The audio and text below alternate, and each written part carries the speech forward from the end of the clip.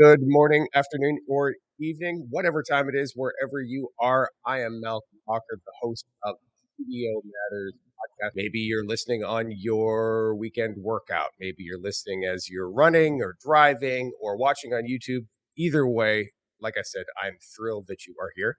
I'm also thrilled to be joined today by Joyce Myers. Joyce is the CDO of MTSI. I Joyce has got a great story to tell, and I'm really excited to have a conversation today about some of the things that she's working on, how she's overcoming some barriers at her organization, what she's done in the past. Joyce has got a really interesting story because, and I don't want to say this out of turn, but um, her story is one that I'm hearing more and more and more of in the market, which is she's been brought in to figure out how to stand up a data and analytics function. She's a team of one. She's a CDO of one. And I think that there's a lot of people out there like that. I met so many people over the last year, particularly last year at the CDO IQ conference in Boston, and particularly in the federal space, who were in exact same position as Joyce. So, Joyce, thank you for joining us today. Thank you, Malcolm. I'm really looking forward to the chat. Yeah, me too. Tell us just a little bit briefly about MTSI and what your company does. I'd love to learn more. Yeah, so MTSI stands for Modern Technology Solutions Incorporated. So we recently, just last year, celebrated 30 years. Started with two retired Air Force members and have grown since then. So we provide engineering services and technology solutions predominantly in the defense sector. So really our asset is our people, and we help our customer be the best that they can in those areas. And your biggest customer, I would assume, is the United States government. Yes, it is in the defense sector, right? So when you think across that, that's all of the services, the intelligence community. So that's quite large. But with lots of nuances, right? Even though they're all defense, they all have their nuances. We have aviation, we have missile, we have, if the military does it, right, that's something that we can support with an engineering services, autonomous systems, agile principles, program management. Just when you think about the things that the gamut, model-based system engineering, modeling, and simulation, there's just so many things that we can provide to our customers. But we're also internal, right? We're a business. We are a business of providing services. So internally, we support with those things: HR, information technology, security, building the business development. So we have our corporate business as well, which is where my focus is. Right. And you tier under the CIO, yes? Yes, definitely. The CIO is I'm a direct report to him. And so it's a really unique concept you hear and you see all the time in our space that's not a good fit, right? To tuck the CDO under the CIO. But in our organization, I would say that it's actually working quite well. Our CIO has a very broad vision, not just a technology focus, and he sees the big picture. So for me, it gives me that top cover with someone who knows the business and is supportive of the data piece. That doesn't always happen. Right. I mean, yes, I think all else being equal, generally the thought leaders and the analysts would say, a CDO should be in the C-suite and not under another C-level person. But honestly, it's whatever works. And particularly for a new program. When I was an analyst, I would often recommend, hey, for a newer program, if you've got a CIO that believes in data and sees the possibilities and sees the prospects and sees the value, then you could easily make a case to the word I would often use is incubate a data and analytics function under a CIO. Because if you're just starting out and you're just starting to build a team, I think that's probably the best place to be. So I wouldn't put too much weight in the fact that you tier under the CIO. I think for where you are and where your company is, and where the data and analytics function is, I think that makes complete sense. Tell us a little bit more about your background. How long have you been in the data space, and how did you land this role, and what are some of the things that you've done in the past that got you to this point? Well, it's interesting because I wouldn't be your classic data trajectory, right? I joined the Army many years ago. As a matter of fact, this year I've been retired from the Army as long as I served in the Army. Wow. So it's a really interesting milestone to me. But I started as a young private in the Army, and everything was manual, everything was paper based. We didn't even have an electric typewriter, right? So I mean, we're talking long time ago. I But remember. the cool thing about that is you really learn the processes. And Yeah. so I was in logistics in the supply room, right? How much are you supposed to have? When are you supposed to have? What are you supposed to have? And that's really all data. That's really all putting that together. So I was doing data without knowing I was doing data. Yeah. And I grew through my career, and each level in the Army, right? You move up in greater roles, right? A small supply room, which is a small Army company, to battalion, brigade, division, corps, right? And it just gets the responsibility, the amount of data, the amount of equipment that you're responsible for, tracking. It just grows, and so for me, it was really exciting, and without even realizing, I was starting to delve into it, right? Creating spreadsheets before Excel was a thing by using graph paper, um, using the first like DBase 3, right? So it's just really getting into data and starting to learn how to put those together to answer those questions that our leaders had. So data driven insights without even knowing that was a word or a coin phrase. Retired from the Army, went to work as a defense contractor for a little bit, and then was really blessed to transition to serve as a Department of the Army civilian. And then I was truly over a branch that managed Army's data. So that was really cool for me. I was taking that business and that experience that I had from a logistician, but now really working at that higher level for the Army. And that's where I really started, I think, to lay that foundation for where I am now. Really understanding how you put it all together, how you build the reports, how you look at what the customer needs as you build software, but taking a mind view from a customer experience and how the data flows. So I think all of those things together positioned me for my last job with the Army, which was a CDAO, standing up a program from scratch. And I wasn't really, I was tucked under the deputy, but not, we didn't, it was a unique situation, right? We knew we needed one, but nobody really knew what that meant. We were leaning way forward, but when sometimes you lean way forward, there's no safety net.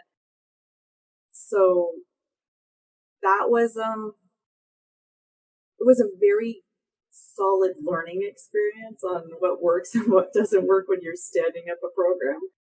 The level of oversight or not oversight, but top cover leadership buy-in that you need, how valuable that is, and what happens when you don't necessarily have it across an organization, right? So, and then I was fortunate enough to serve enough time there that I could leave and come into the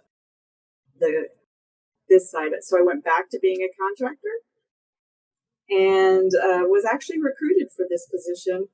The company said, hey, you know what? If we want to continue to grow, if we want to continue to excel at what we do, we really need to do some of that digital transformation inside. Yeah. So the leadership said, we need to do this. And that's how I ended up in this position. The leadership identified a need, did the recruiting, and fortunately, I was in the right place at the right time to be able to take advantage of that.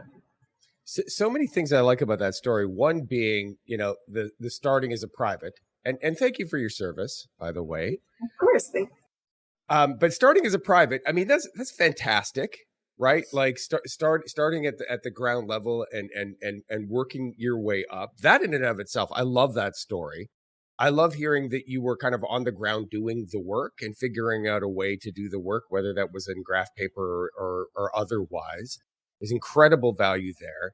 You also kind of learned the ropes from being on the customer side, being the consumer of the data. I love that story as well. All of these things I think really resonate.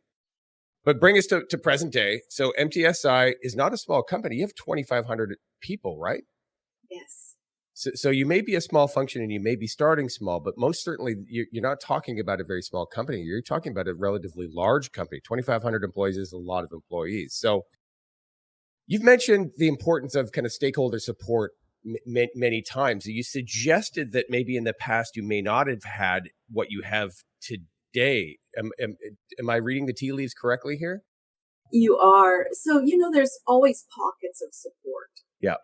You have your champions, and so I did have champions. I've had champions in the past in previous jobs, but oftentimes the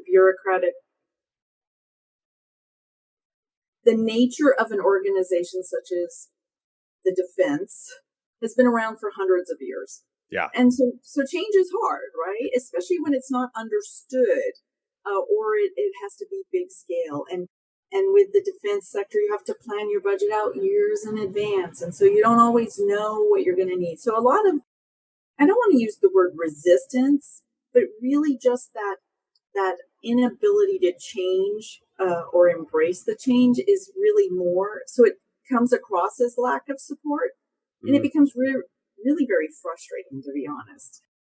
And so, and I'm stubborn. I'm going to stay and I'm going to work and I'm going to do my best. But like you said, it's the stakeholder, right? So one of my favorite things to share is the first follower, right? That's the leadership exercise where the YouTube video where the gentleman is dancing and then the first follower comes and then more followers come. And that as that as that leader out there dancing by yourself, you're out there dancing by yourself. Yeah. But when you bring that first follower on, now you're not alone, but then more people come. And so really it's just kind of finding your first followers. So like you said, we have 2,500, but we're geographically dispersed, right? We have multiple divisions and business units and locations. So I have first followers, the leadership they're in. But now having to build those first followers across those organizations, right? Across the organization as a whole. Because championing here in Huntsville, where I am, okay, good. But if over here is not bought in, then I can't affect it successfully across the company. So really it comes down to finding the stakeholder, the champion at each of the areas, and it may have a different why for each of them, right? It's not a one size fit all. What resonates with this business unit on why it matters to them to have a solid data management program may not resonate with this business. And so you really have to find what problems do they have? What can you bring to the table for them? And then it starts to meld, I think. But it takes some people skills. It's not necessarily a data thing, right? Well, right. How do you get somebody to dance with you? Exactly. Right. Exactly. I mean, you just touched on it. I mean, to a certain degree, I love that metaphor, by the way. It's wonderful. To a certain degree, it is what's in it for me. So you got to play the music that somebody's going to want to dance to. I Yes. think, metaphorically speaking, but it's not always going to be the same music, and what resonates to one will not resonate to another. Something you touched on as well that I think is worthy of just at least highlighting, which is you said that organizations are kind of maybe rigid or have their power structures or have their reporting structures. In particular, you're talking about the Army. I mean, or the military writ large. I mean, there are structures, and they're there for a reason because they work and they've been working for Yes. hundreds of years. And what you expressed was that you've encountered some. You're reluctant to use the word reluctance. I think there's an irony. But really, it wasn't necessarily just pure reluctance or avoidance of change. It was just the kind of the rigidity of the kind of the structure that the organization had built up over the years. And it seems really important to acknowledge that, because I think a lot of data people get frustrated, right? When they say, hey, well, let's go do all of these cool things, and it's hard to affect that change because you're talking about structures that have been in place in the case of the Army, literally hundreds of years. So sounds like this is, a bit of course, we can glibly say journey. Um, but ultimately, you came right back around and say, hey, find somebody to dance with you. And that's that. I mean, I just love that story. What what do you think is the biggest motivator for people, right? Yes, we talk about the kind of what's in it for me, but how do you attract people onto the dance floor? So I think a lot of it is language, uh and even now, right? So and patience, language and patience, right? We all don't move at the same pace. So even though there's rigidity in the military at large, yeah. they are leaning forward, right? And therefore, as a service provider to them, we're leaning forward as well. So sometimes maybe we can help bring the mindset forward, right? So it takes everybody. But even at the top level of our defense, this is important. This is how we're going to empower you. This is how we're going to do it. We just have to be patient because sometimes we want something to happen now because we know this is what we need to do.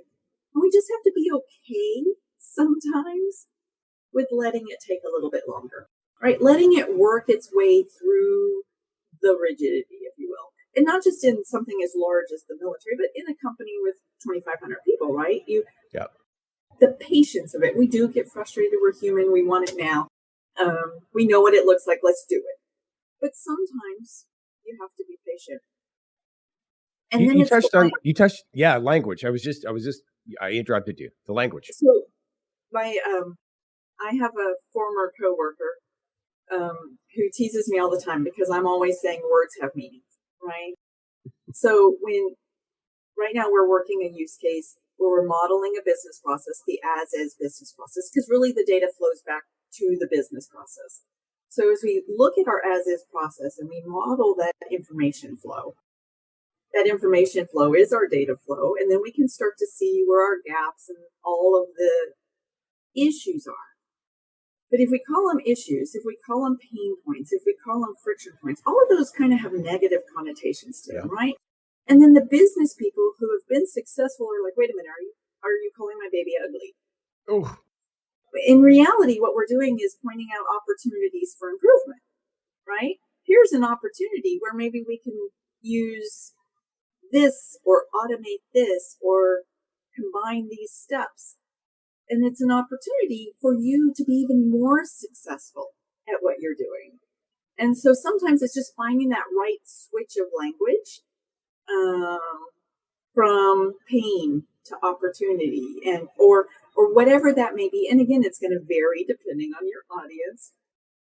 And so I have found that when you're telling a story all the time, we hear data storytelling, but sometimes you have to tell the story before you ever even get to the data, right? You have to find the language that resonates. And there was an amazing TED talk that I listened to, and now I don't have it off the top of my head, but it was really about telling the story and how our brains, how when you listen to a story, you resonate with it. It resonates with you. Your you react to that story. And so sometimes before you ever even show data, right, you bring them in and then show them the data as to why it resonates. And it's just super powerful. And I think that's really where, for me, I'm working on that. That's my skill that I'm working on because I'm very linear and I'm like, just the facts, give me the yeah. facts. This is why it works. And I'm really working on being better able to tell the story. I love it. So important. And another two things that kind of you said without really saying, but I took from what you just shared. One is optimism, right? I'm feeling just talking to you. I feel more optimistic. Hey, we can do this, right? So that's important. And I also heard, kind of suggested it without actually overtly calling it out, but I'm hearing empathy as well.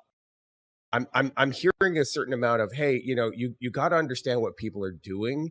You've got to understand what some of their opportunities are, what some of the things that they're dealing with. Nobody likes rigidity. We've all got it. Everybody fights with kind of, the status quo and the way things are. But what I'm hearing you say is stay optimistic, be empathetic, and tell a good story. Do you agree? I would. And it's really about understanding the point of view. Many years ago, I served as an inspector general. Hmm. So we would go out and we would do inspections. Are you following this regulation? Are you following this standard? And then we would have to brief back to the leadership on the output, right? And so you always want to look for that root cause as to why something is the way it is. So just because something's not working, what is that root cause? And it's either we don't know how to do it, we don't know we're supposed to do it, or we can't do it because we don't have the resources, the people, the technology, the whatever, right? So when that lesson from many years ago, I always try to look at those things when I'm talking to folks or when we're mapping out a process. Is it we can't do it? We don't know how to do it, but we don't want to do it, right? I mean, and if you can start to figure out that and really look at it from that, how they feel about it, Mm. right? Even the I don't have the resources. If they feel strongly that they're going to get the resources, people will figure out a way. If they just feel like it's a lost cause, then you have to approach it from a different perspective. So you're right; it really does boil down to understanding the feelings behind it, but not necessarily talking about feelings. It depends on the audience, right? But I do ask, well, what are your feelings about this? Do you Mm. feel that there's an opportunity to improve here? And sometimes as simple as that, instead of me saying, I see that this is broken, let's fix it. Yeah. In the past, I used to say, if you have ever said, this stinks, I hate it, this doesn't work, I wish it would work better, then perhaps that's somewhere we can look at making things better. What you just said, and again, I'm paraphrasing, what you just said is one of your keys to success is listen first.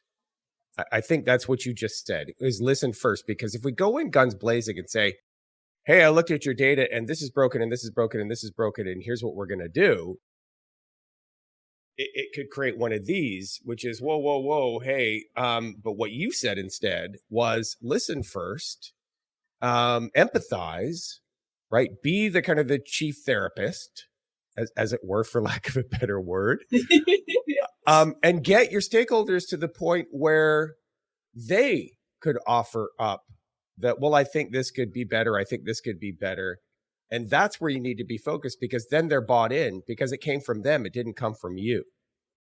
Sound right? And it does, but it ties back to the patience because sometimes it takes a while to get there, right? And that's also why I believe one, it's best practice to tie the data to the business architecture, right? To understand the business, it's a True. best practice. True. But one, I get to understand the business process. I don't know these business processes. I'm new to the company. These are the subject matter experts on their business processes. And so mapping out that as is process gives us that opportunity. One, do you know it's like when people used to balance their checkbook and you would make the same mistake over and over again because you just saw it all the time? It's kind of like that with our business processes. We've done them for so long. The human brain is such an amazing thing that we do things without realizing we're doing them. So that when you take that time to map out that process, to really look and have somebody kind of asking those questions. And we broke it down even simpler. Who, what, where, when, how, why. Who does this? Who do they do it for? Who is the recipient of it? And you really, when you just start kind of just ask those leading questions, it opens up that conversation. But everybody's familiar with the 5 W's and the H, right? So it's not something that's this weird thing. And then the what are we doing? What information do we use? When do we use that information? Where do we get it from? And it just it lends itself to repeatability for one thing, but it makes it unique for every single process. So you get a little bit of structure, you get a little bit of predictability for the team. They kind of know what you're going to do. So it's not a, Yeah. what's she going to come at me with? But each answer is going to be unique to the process. So it's and then you have to listen to pull out the things that aren't being said as well, right? Yeah. Yeah. Read between the lines.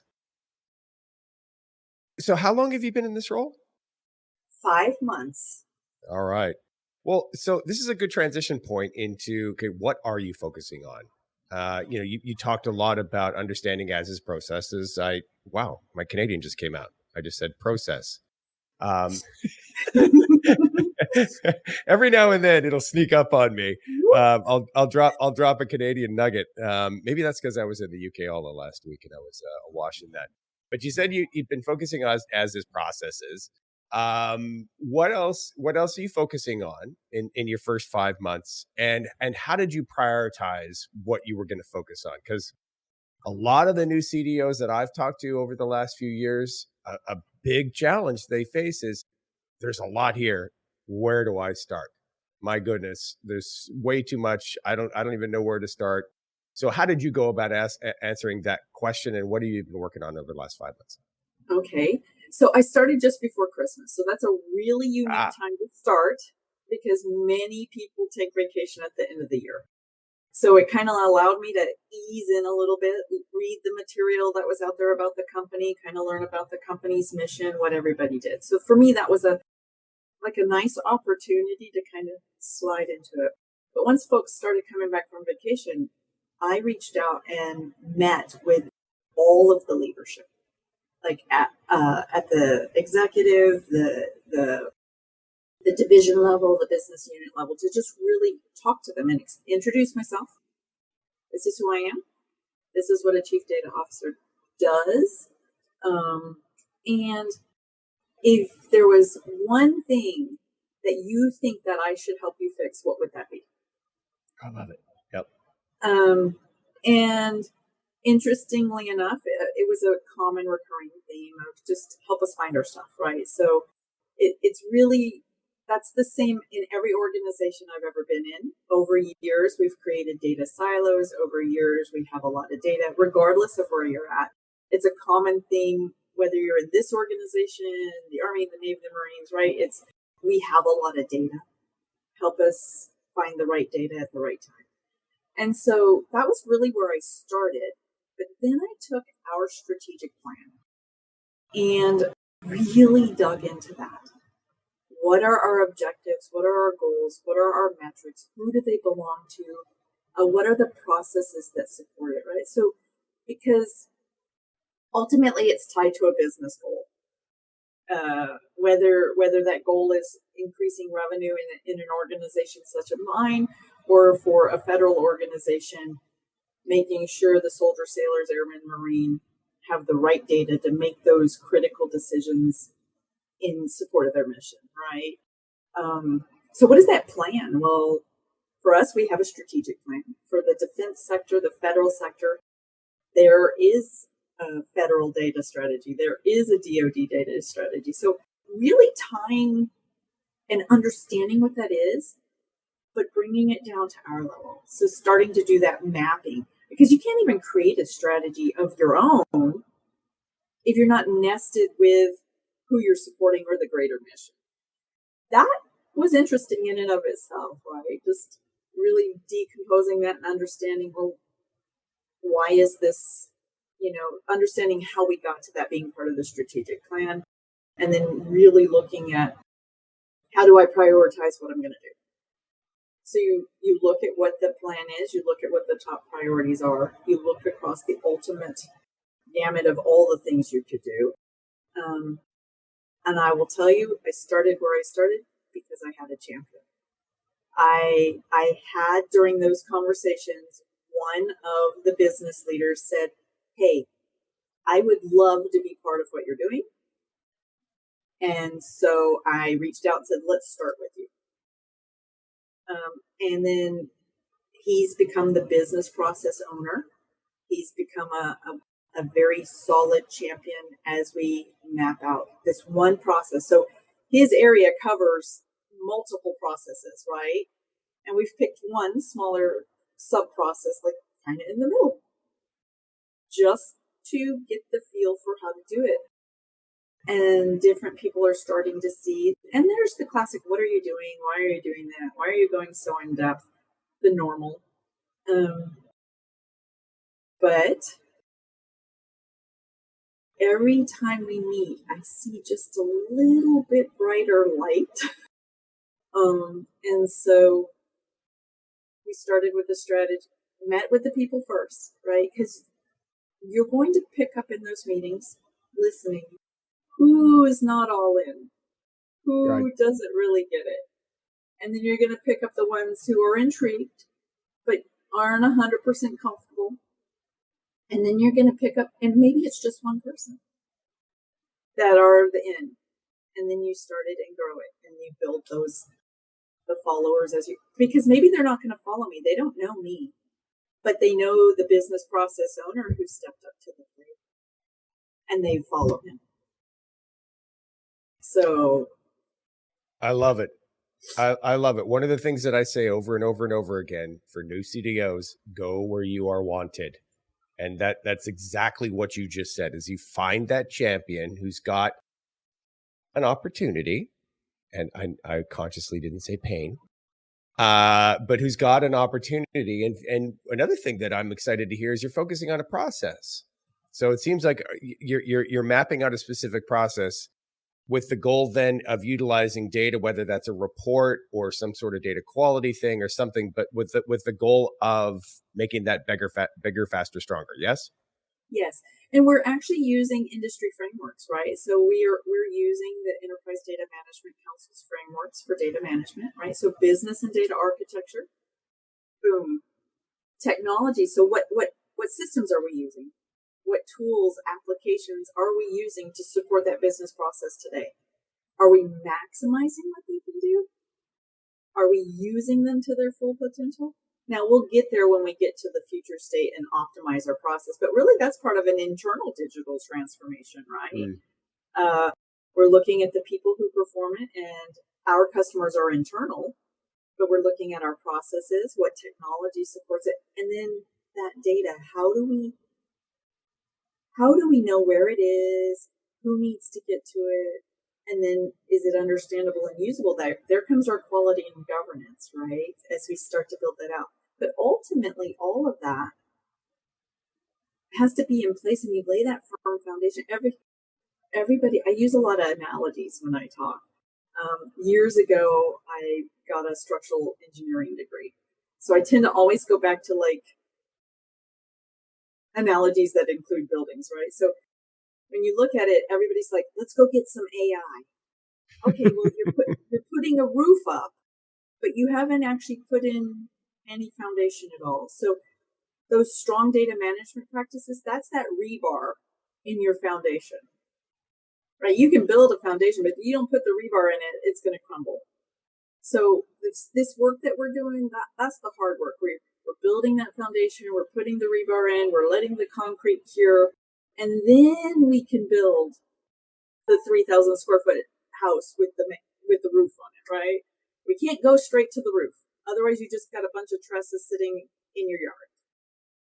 Or it's dessert before the main course, right? Absolutely. I want my dessert. But is it safe to say though, Joyce, that you are your scope is you've put a process-based fence around all the foundational work you're doing with the focus on this business process? Yes. Okay. And we're going to do it iteratively. We're going to do this process and then another and then another and then Love another. it. And as we do this, we'll build out our enterprise architecture. We'll start to see naturally where that data flows and intersects and where the dependencies are. It'll allow us to decide Do we create data products here? It'll allow us to better figure out, this data is sensitive and we really need to make sure we've got the right security around it. I mean, we're doing very good at that. You don't have to always have a program, right? Our company is very successful. They have some super solid practices. And that's really another thing too. We're not redoing stuff. If it works and it's worked for a long time, we just want to make it better if we can. We don't want to just throw the stuff out. So there's no come in and just change everything. It is really just look and optimize where it makes the most sense.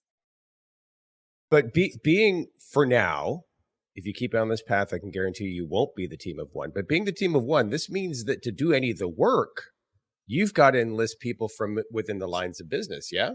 Yes. And so that is happening. As a matter of fact, huge success story. And maybe it's just a little success story, but for me, it feels really big, right? So we have a team, and they're not even necessarily part of this business process, but they're like, you're doing the modeling? And I said, yes, and I'm not very good at it. That's not my forte. So the associations and the relationships, they're probably not drawn appropriately. They've offered me the support of one of their modelers. So they're like, we see the value of this. We see where this is going to take us.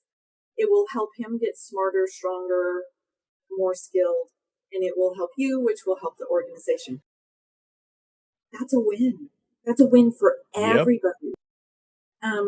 And because they're starting to see, right, we've mapped out a process. People can see it. They can see it. They don't have to read it in a Word document, right? They can see the process. They can see the complexity.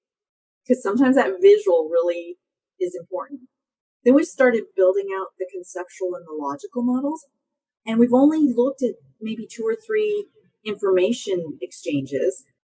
And the model is like, wow, look at all of these things that we're doing.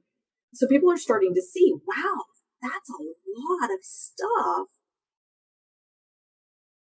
And I think they're in their heads starting to see if it's this little process and it's that complex and it has that much, what is it when we look across? So yeah, it's exciting. There are mornings when I wake up and think, but mostly I'm excited that I get to do this, right? That we get Right. to do this together. Getting back to the process you're trying to optimize, do you have an idea? Have you worked with that champion to understand what the metrics are that you're going to be looking at? Is it lower cost of procurement, or have you identified a handful of those KPIs? We do have, we've had the initial chats, right? And they have a vision as to what that long term goal is. We're tying, so this process is a subordinate process that supports one of the larger company strategic objectives that have the metrics to it. So if you look at our 5-year plan, and we've got annual goals that we reach to get to that 5-year plan, this particular process is just a contributing process to it. And we did it because it touches so many of the other areas. So, but it's not one of the ones that's going to slow anything down. So by using this particular process, we can really make some, I don't like to use the phrase quick win, because to me, that's sometimes they're not sustainable. Mm. Right? You do this and it doesn't really hold. It looks like a thing, you brief it on a chart, you say victory, but in 3 or 4 weeks, you've gone back to the way you used to do it. So we're looking for a sustainable win, right? Something Oh, that we can implement relatively quickly, but that it's a sustainable win, that culturally it is embraced and becomes part of the fabric that is our culture, right? So that ties back to the metric. How do we see ourselves? And sometimes we don't. We just do it. And it's always worked. So we just assume that we're doing it the best we can. So I think a lot of those conversations are still going to happen as we continue to see opportunities on what those metrics could be. Because sometimes we're not even measuring the right things, right? As a general rule, not necessarily like my company per se, but all of us, are we actually measuring the right thing? It's a good question. So that's a question that we're having as well, is like, should we measure this, or is this really what we're looking at? So there's a lot of discovery going on, and I think that's just part of the role of a CDO and in the business, right? Is as you do business process optimization, as you do digital transformation, a lot of discovery. I love the focus on business process optimization because that's ultimately the business that I think that we should be in. So love the focus, love the kind of the pragmatism, love the idea of a sustained win. Who's going to argue that?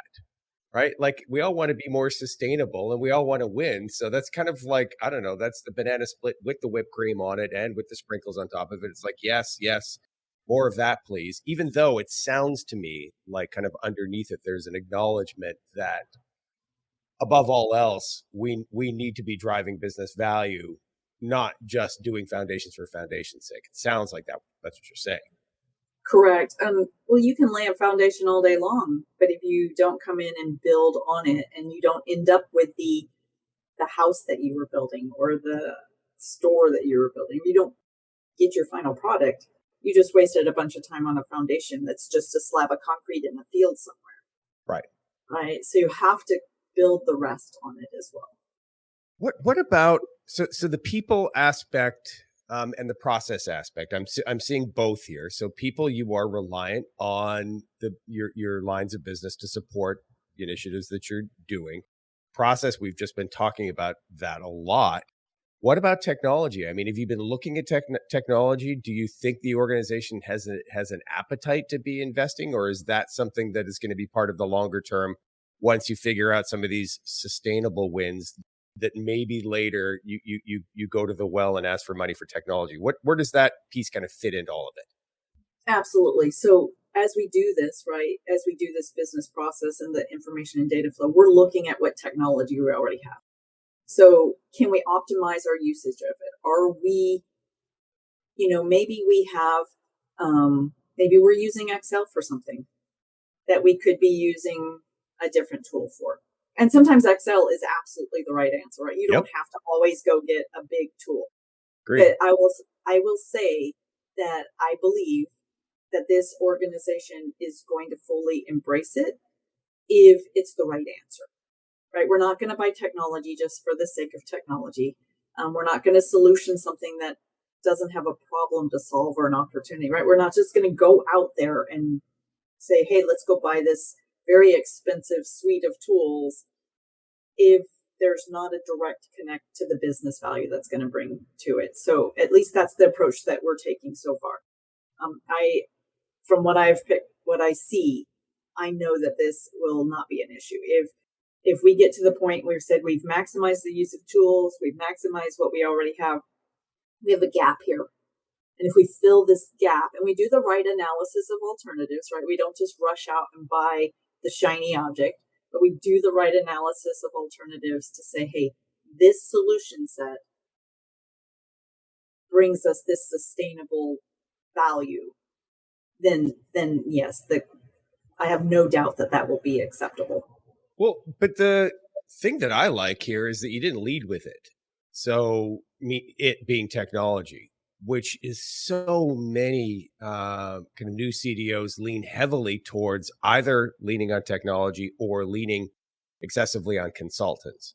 And I'm not saying those things are bad because they're not. I work for a technology company. Technology pays my mortgage, literally. And consultants certainly aren't bad. I mean, they can add a ton of value, but I just see a lot of people lead with those things and they cost a lot of money. And if you haven't figured out your North Star like you have, right? If you haven't figured out some of the kind of the strategic framework, if you don't have an overall data management framework, if you don't have all those things in place, when you're just throwing money at stuff, in my experience, senior leaders can get tired of that pretty quickly. It sounds like you have done the exact opposite. Would you agree? Yes, and I think maybe part of it is because I'm a taxpayer, right? And Yeah. and I understand that okay, look, I'm drawn by the shiny objects. I'm constantly looking at what the different technologies can do. It's important to stay up to speed on that so that when the time is right, I'm not coming in blind. And when I'm looking, and so I'll tell you one thing that's really interesting. When you're a new CDO and you post that you're a new CDO, every single vendor in the world emails you. No.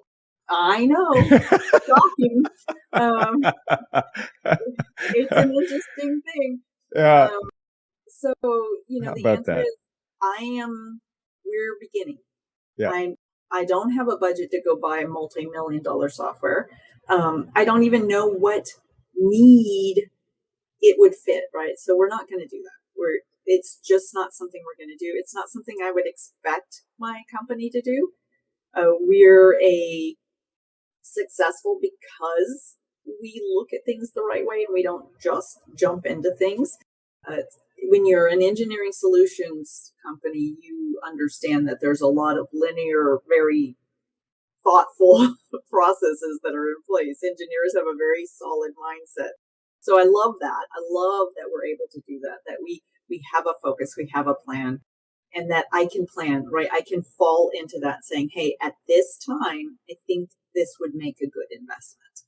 And because really we're investing in ourselves. And if we can grow internally, then it's just an investment we can bring to our customers. And same with my counterparts in the federal government, right? Um, Sometimes buying a tool is the right answer. Right. But you have to know what the question is and the problem is you're solving with that tool first. And not just because you're getting all the emails from people trying to, and I've sat in those and some of the tools I'm like, wow, that would work right now, but I'm not ready for it yet. Right. I wouldn't know how to maximize the use of it yet. So, but I don't want to go too slow. You don't want to go too fast. So it's really a learning, it's an art that I'm learning every day. Well, I think that is a great place to end the conversation. And as a fellow taxpayer, thank you for your prudence when it comes to spending money on behalf of Uncle Sam. Joyce, what a wonderful conversation. So many insights here for new CDOs. And like I said, I know there are a ton of them out there because I've talked to them, particularly in the federal space, and such great sage advice here. Thank you for the time that you participated. Thank you so much. I've really enjoyed it and I appreciate the opportunity. Wonderful.